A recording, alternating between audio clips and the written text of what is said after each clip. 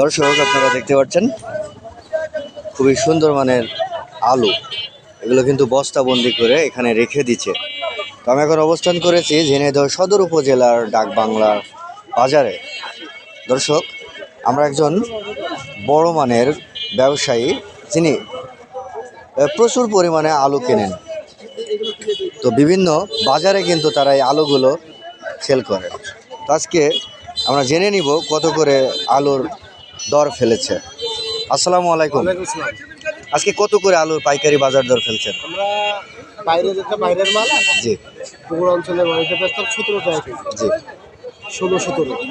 আর স্থানীয় চাষির বিক্রি হলো 15 টাকা থেকে 20 টাকা পর্যন্ত, মালের কোয়ালিটির উপরে দাম। আচ্ছা। আর এটা আমরা 16 টাকা এবং 17 টাকা এরকম দামে বিক্রি করছি পাইকারি।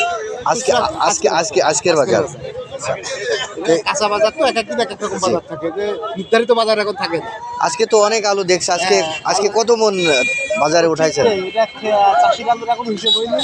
আর আমরা যে আনছিলাম তা তো ব্যবসা ভালো না, বেচা কিনা নেই, মাল ভরা, মাল বিক্রি নেই, বেচা কিনা খারাপ, মাল এইভাবে আছে।